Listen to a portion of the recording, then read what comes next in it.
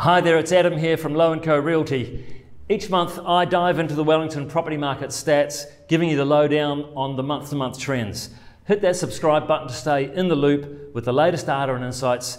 It's your key to making smart property decisions. Today we're looking at November 2023 data, so let's dive into the detail.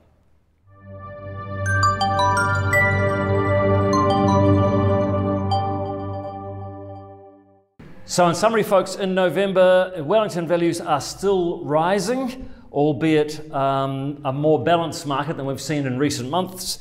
Message to sellers overall is it's a more balanced market, and to buyers, don't wait for things to improve. So let's get into the detail. Median sale price, $787,000 in November versus $796 a year ago in November.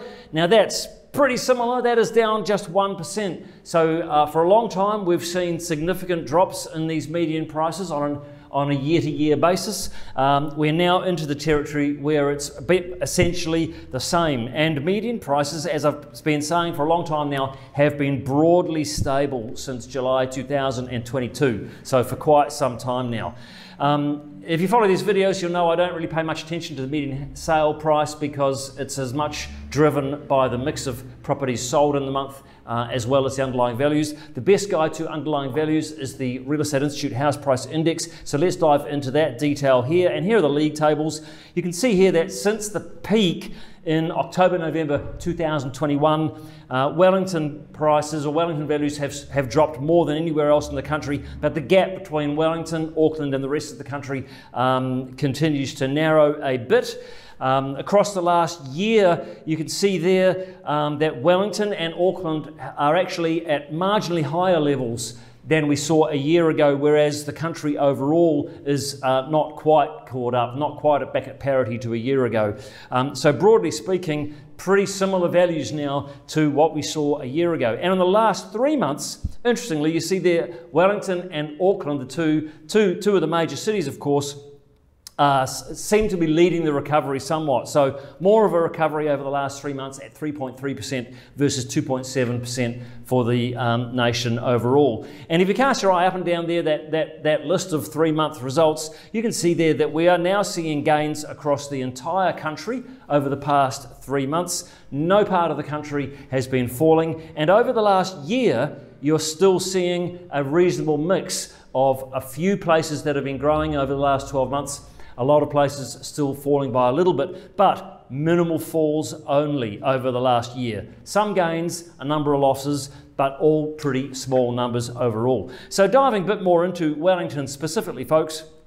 So you see there, look, over the last 1 month, 3 months, 1 year, the numbers are all pretty small and pretty positive. So Wellington values have been increasing gently in the last month, in the last 3 months, and in the last year, albeit, as we've discussed just before, in the last year, only just ahead of where we were a year ago. And again, if you look at the shape of those graphs there, the orange line is the 3-month results, and the blue line is the monthly. Monthly, of course, it bounces around a bit more. 3 months is a bit more smooth, is a bit smoother. We have been, our values of Wellington have been gently rising, as you can see there from the orange line. Over the last 4 months since August, we've been seeing roughly 3 or 4% value increases in the 3-month period since August. Interestingly there, again, you see like the recovery of Wellington and Auckland, again, seems to be leading the provinces. Reasonable positive numbers across Auckland and Wellington at 3.3% in the last 3 months. And 2.3% in New Zealand outside of Auckland.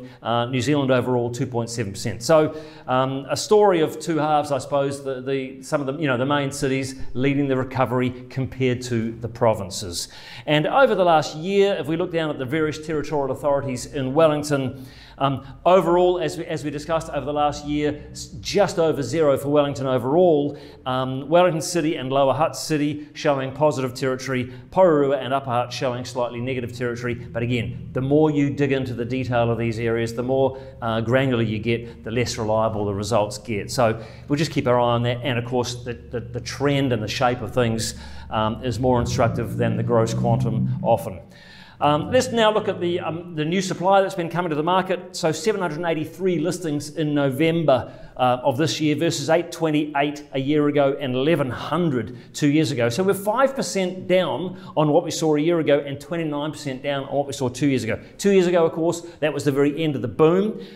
So perhaps not a typical November, if you like. And so if you look at the shape of the graph there, the blue bar chart shows the monthly results, the red line shows the 6-month average, and you can see there quite clearly the red line taking a sharp uptick there after we've seen new supply volumes just absolutely plummet, and vendors have been on strike for quite a long time. Just in the last couple of months, we've finally seen a spring surge, if you like. It has come late, probably held back because of the elections, but finally we have seen a really aggressive lift in the amount of new listings there, as seen by the graph in the last couple of months. But if we compare it to the normal November number of 916, 783, although it's a big increase on what we've seen recently, it's still considerably short of what would be a normal November. So listing volumes have increased significantly, but they are still falling short than what we would consider to be normal for a November. And again, you can see this in the following graph, which shows the number of new listings compared to the same month 12 months ago, and we are still falling slightly short of where we were 12 months ago, as you see there in the table, by 5%. So still slightly fewer new listings than we saw last November. So new listings remain reasonably constrained, although a significant increase on what we've seen in more recent months this year. Looking now at the number of sales taking place, 645 in November versus 562 a year ago and 870 2 years ago. So that's 15% more than we saw a year ago. So that's encouraging sales volume, sales activity increasing. That's good news for sellers and shows that there is good underlying demand there from the buyers. And I remember last month I suggested that whilst we saw new supply starting to increase, we hadn't yet seen increase in sale volumes, but now, perhaps with the increase in new supply coming on, we might see some more sales taking place. This seems to have happened in November, but we're still 26% down on the volume of sales that we saw 2 years ago. So sales volumes have recovered in November, but they are still lower than normal. As you see there, November average 795. We're still well short of that at 645 this most recent November. Again, if we compare this November to last November, we are 15% more than we saw a year ago, which is positive territory for sellers. So again, more sales than a year ago. Be interesting to see if that trend continues, because as you can see by the shape of that blue bar chart again, sometimes it goes positive, sometimes it goes negative here when compared to 12 months ago. We're yet to see a firm trend establish on this front. How long is it taking to sell property?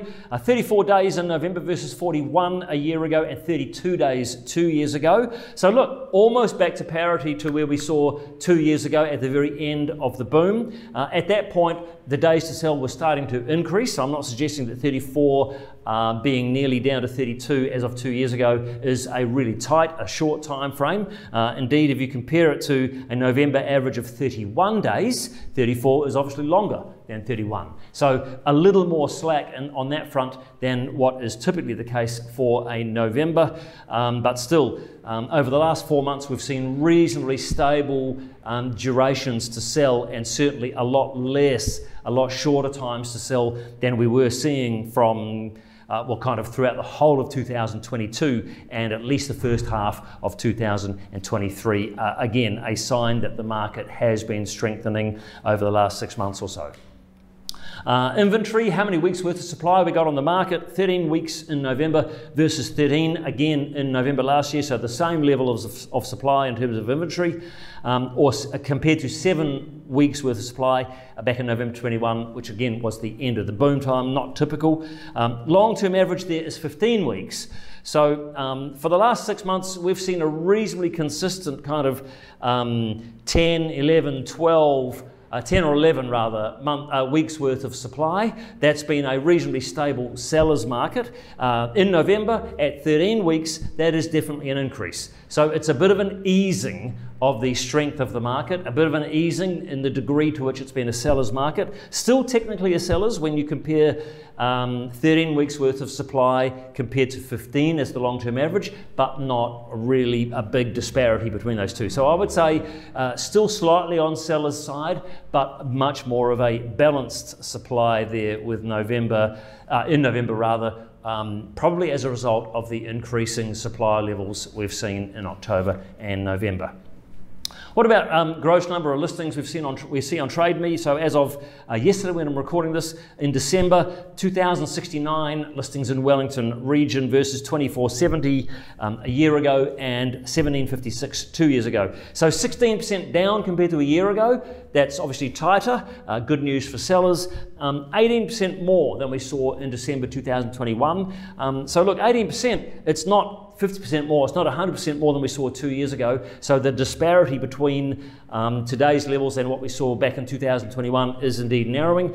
Cast your mind back to December 2021, the boom was past, we were past the peak, we were now, the market was heading down and really softening, and so the amount of supply on the market was starting to balloon. So we're still at higher levels than we saw back then, but not higher by an enormous margin at 18%. So stock levels have declined there from November to December. That's absolutely typical as we head into Christmas, of course.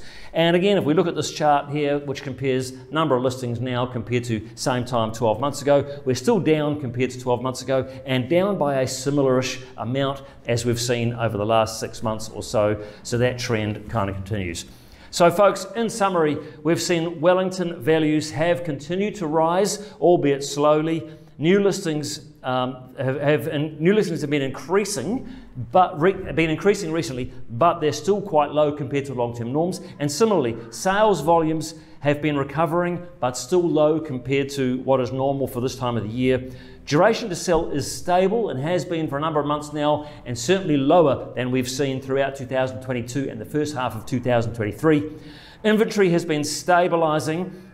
When I say stabilising, I mean heading back to a more normal average kind of figure. Still below average, but not really deeply below average. So you can't really confidently say it's a real seller's market. It's more of a balanced market now. Trade Me listings have been declining, as is typically the case before Christmas, but still fewer than we saw a year ago. My message to buyers continues to be the market strength has been easing slightly, but values are still rising. Buyers, don't wait for things to improve, and a big thanks as usual to Real Estate Institute and realestate.co.nz.